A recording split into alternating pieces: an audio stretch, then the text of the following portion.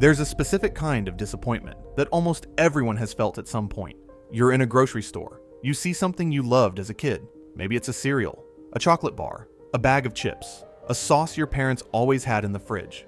You buy it, you get home, you take a bite, and it's just not the same. So you convince yourself it's nostalgia, that your memory is playing tricks on you, that food always seems better when you're young, because everything seems better when you're young.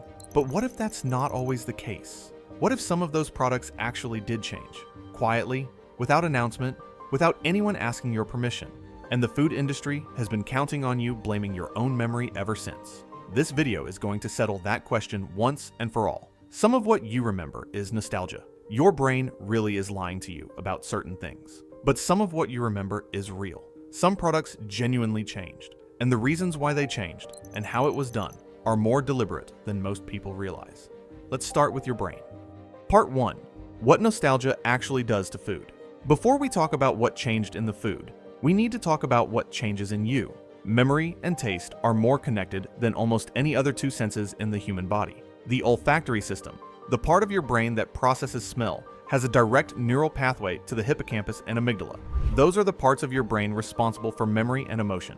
No other sense has this direct a connection. What this means practically is that a smell or a taste can trigger a memory faster and more vividly than a photograph, a song, or any other sensory experience. Scientists call this the Proust phenomenon, named after the French novelist who wrote about how the taste of a small cake dipped in tea sent him flooding back to his childhood in extraordinary detail. But here's where it gets interesting. When you eat something as a child, you're not just tasting food. You're tasting food in a specific context. You're at your grandmother's kitchen table. It's Saturday morning. You have no responsibilities. The world feels safe and manageable. And that emotional context gets encoded directly into the memory of that taste. When you eat the same food as an adult, the context is completely different. You're tired, you have bills, you're standing in your kitchen at 10 p.m. And the food, even if it's chemically identical, tastes different because the emotional context that made it special is gone. This is real, this is documented, and it accounts for a significant portion of the childhood food disappointment most people experience. But only a portion, because the other portion is something else entirely. Part 2. The Quiet Reformulation. In the food industry, there's a process called reformulation.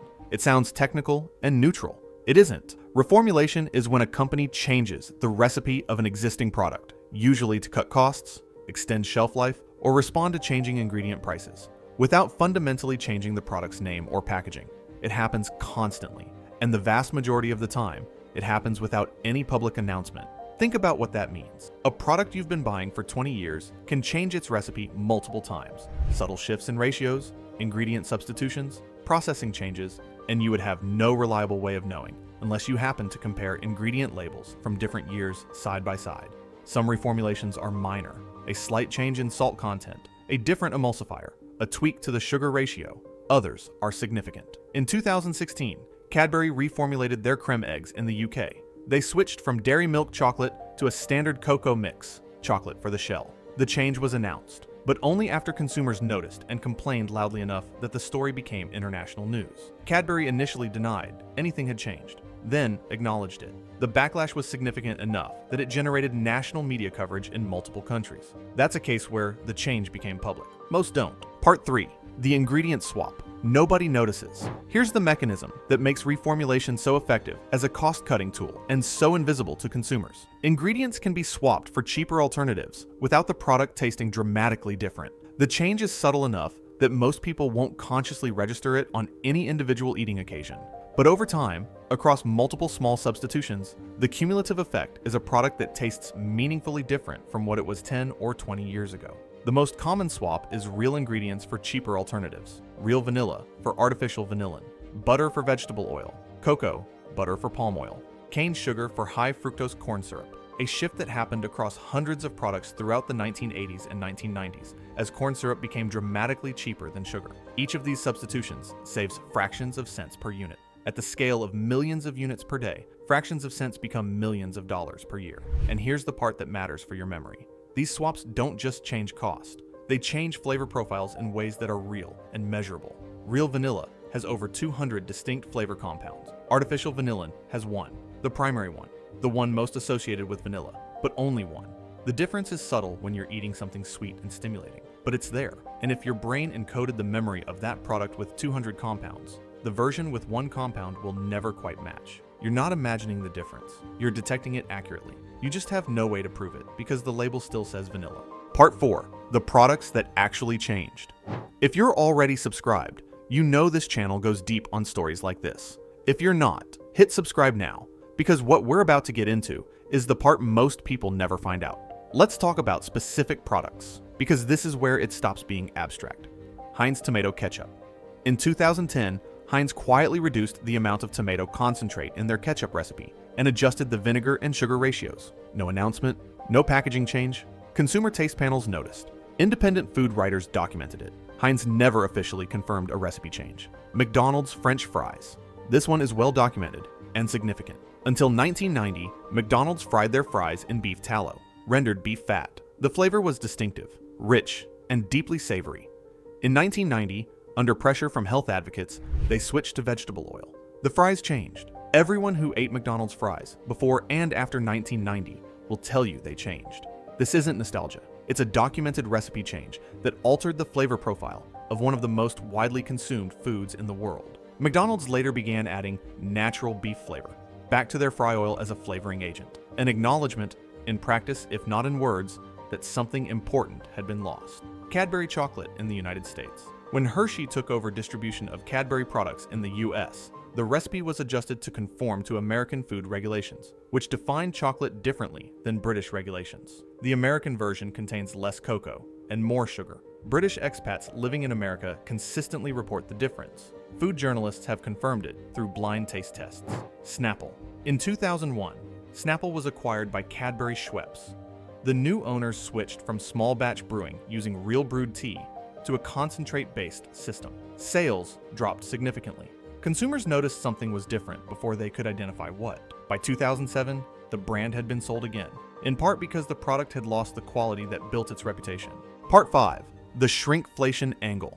There's a related phenomenon worth understanding here, because it affects the experience of food even when the recipe hasn't changed. Shrinkflation. Shrinkflation is when a product gets smaller, fewer grams, fewer pieces, a thinner bar, while the price stays the same or increases. It's been happening across food products at an accelerating rate since the early 2000s. A standard Cadbury dairy milk bar in the UK was 140 grams in 2011. By 2021, it was 95 grams, a reduction of nearly a third, while the price remained comparable. Toblerone reduced the size of their triangular peaks in 2016, increasing the gaps between them. The backlash was swift enough that they partially reversed the change in 2018. A wagon wheel in the UK in the 1970s was measurably larger than it is today. This is so well documented that it has become a cultural reference point. The phrase "wagon wheels used to be bigger" has entered British popular culture as shorthand for the experience of childhood food disappointment. And here's what shrinkflation does to your memory. It's not just that the product is smaller, it's that the ratio of ingredients changes when you reduce size while keeping relative proportions. A smaller chocolate bar with the same coating thickness has a higher ratio of coating to filling. It tastes different. Not dramatically, but detectably. Again, you're not imagining it. The physics are different. Part 6. Why they don't tell you. At this point, you might be wondering, why don't companies just tell consumers when they change a recipe? The answer is straightforward and worth understanding. Consumer research consistently shows that people rate identical food lower when they know it has been reformulated, compared to when they don't know. The knowledge of change primes people to look for differences and find them. This means that transparent communication about recipe changes reliably makes consumers like the product less, even when the reformulation is genuinely an improvement. So companies face a choice: announce the change and damage perception, or don't announce and hope nobody notices. Most choose not to announce. And the mechanism that makes this work in their favor is the same mechanism we talked about at the beginning. When consumers notice something is different, the easiest explanation, the one the industry implicitly encourages, is that you've changed, that your palate is different, that nostalgia is distorting your memory. It puts the burden of proof on the consumer. And since consumers rarely have access to historical ingredient data, formulations from specific years, or controlled taste comparisons, the industry wins by default. You can't prove the product changed if you can't access the old recipe. Part 7.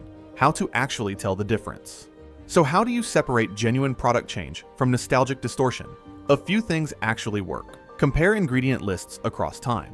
Companies are legally required to list ingredients in order of quantity. If you can find packaging from different years, through archived product databases, food history websites, or even old photographs, you can often detect ingredient substitutions directly.